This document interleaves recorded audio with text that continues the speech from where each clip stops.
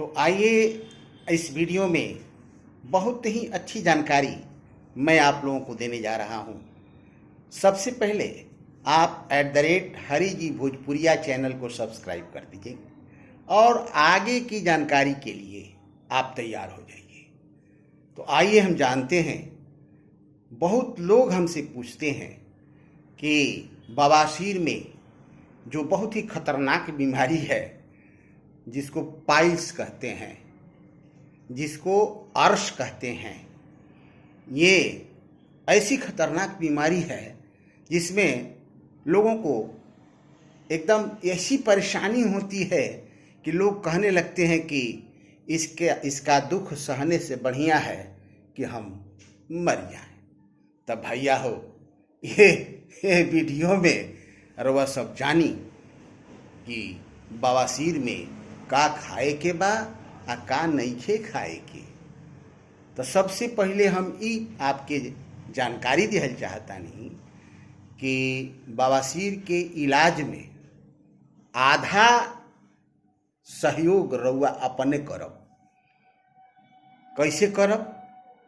खान पान के आधार पर करब। रउआ खान पान में चेंज करे के पड़ी, परिवर्तन करे के पड़ी। तो खान पान कैसन रहे के चाही? तो आई हम बताओ तनी आपके का एकरा में लेवे के बा, का नहीं लेवे के। और वह खान पान अगर बहुत ज़्यादा स्पाइसी मसालादार लेता नहीं, अपना जीभ के चटकदार भोजन देता नहीं स्वाद के आधार पर, तो वह बवासीर के रोग से निवारण नहीं पा सकत। ऐसे बवासीर के रोग से निवारण करे खातिर के सबसे पहला चीज अपना जीभ पर तनी कंट्रोल करे के बा। रउआ सबके तनी जीभ के अपना मनावे के बा, अपना तनी स्वाद के तनी ओकरा पर कब्जा करे के बा। न तो जीभ जब बिया एकरा आधार पर जैसे रउआ स्वाद के अनुसार भोजन करब तो राउर बवासीर ठीक ना हो। तो मसालादार चीज एकरा में परहेज करी। नॉन वेज बिल्कुल एकर शत्रु है, दुश्मन है, बिल्कुल हमेशा ध्यान दी एकरा में। अल्कोहल ले उहो एकरा में नुकसान करी। ज़्यादा चाय पियब, कॉफ़ी पियब तब वो नुकसान करी आपके। आ लाल मिर्चा, अदरक, खटाई, ये सब एकर दुश्मन है। सेम, कोहड़ा, बैगन, ये सबसे बड़ दुश्मन है।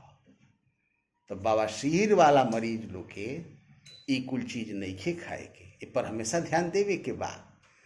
तो खान पान में भइल ना कि खान पान रउआ सही करब तो राउर बवासीर में आधा बवासीर राउर आराम रही। ते पर हमेशा ध्यान देवे के बा कि खान पान पर हमेशा कंट्रोल करे के बा। तो गड़बड़ी खान पान के आधारे पर होला। बवासीर में अधिकतर गड़बड़ी खाने पान के आधार पर होला। तो एकरा पर हमेशा ध्यान देवे के बा। देखी एगो चीज बा, ई तो भइल कि एकरा में का नहीं लेवे के। अब लेवे के का बा आपके एकरा में ई जानी। जैसे आप सेव के प्रयोग कर सकते हैं। सेव एगो फल बा, एके प्रयोग कर सकते हैं। नाश्ता के बाद आप छाछ पी सकते हैं। छाछ बड़ा काम करला। छाछ बहुत बढ़िया चीज है। नाश्ता के बाद एकरा में लिहल जा सकेला।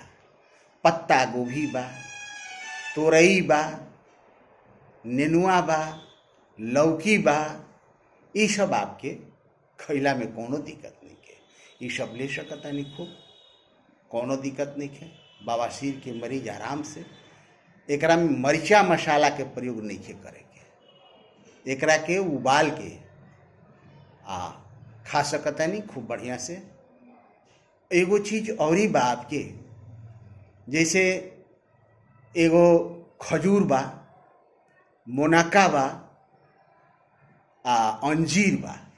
3 गो चीज ध्यान दी। मोनाका, खजूर, अंजीर, मुनक्का, खजूर, अंजीर, ये 3 गो चीज के पानी में रात में भिगो दी, सवेरे ओकरा के चबा चबा के खा घली और ओकर पानी पी जाई। बहुत अच्छा लाभ करी बवासीर में आपके। अब तय हो गई कि का लेवे के बा का नहीं लेवे के, क्लियर हो गई। एकरा बाद ज्यादा देर तक बैठे के नहीं है। ढेर देर तक बैठला से भी आपके प्रेशर पड़ेला, दबाव पड़ेला, जौना से कि भोजन के पाचन बढ़िया से ना होला, तो एकर भी प्रभाव पड़ेला। बीच बीच में अपन तनी आसन बदल दिहला के काम बा। आ पानी की मात्रा लिहल करी, रोआ सब तनी पानी बढ़ा के पियल करी। अब देखिए एकरा में एगो बहुत बढ़िया हम नुस्खा बताओ तनी आपके, खूब बढ़िया। जैसे मनार के बारे में सब केहू जानता, जौना के आक कहल जाला, आक मनार, ओकर पतई तुरी, उमें से दूध निकली।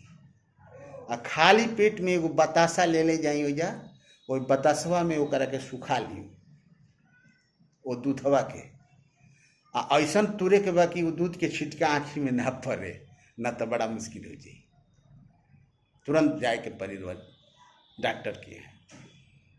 तो पत्ती ओकर आराम से तुरी, में से दूध निकली उजर, आ ओकरा के बतासा में सुखवा ली, आ ओकरा के आराम से मुंह में डाल के खा ली।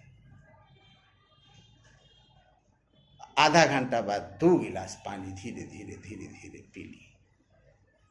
ये पहला हो गई। दूसरा बा, नारियल के बारे में सब केहू जानता। नारियल के ऊपर जौन छिलका होला, जौन सूखल नारियल बा, जौन छठ में चढ़ावल जाला, चाहे ऐसे भी नारियल आदमी चढ़ावेला, तो जौन नारियल के ऊपर पूरा एकदम छिलका बाटे, ओकरा के जटा कहल जाला, नारियल के जटा। वो नारियल के जटा के कलेक्शन कर ली।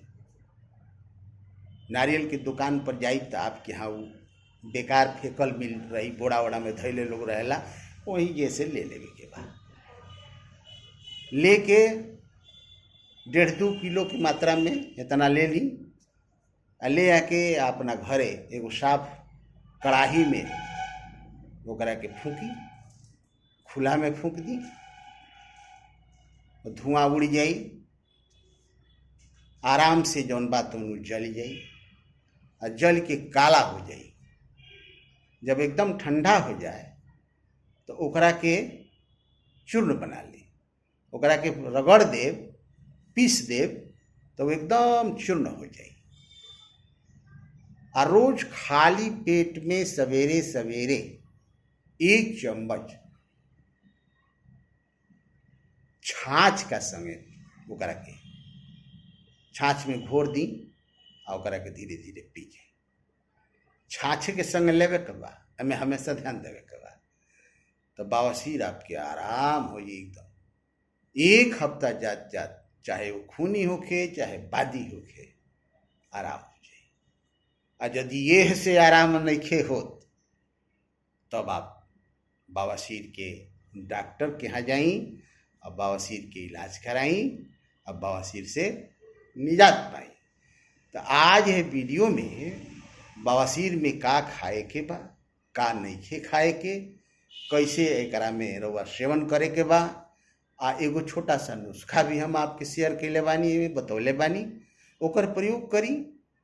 और आपके कितना लाभ कैलस कि ना कैलस, ये हमरा वीडियो में जो कमेंट बॉक्स बा ओकरा में जरूर कमेंट करके बताए। आ वीडियो अच्छा लागल होखे तो एकरा के लाइक करी, सब्सक्राइब करी, शेयर करी, हमार नमस्कार स्वीकार करी। जय हो भोजपुरी, जय हो भोजपुरी, जय।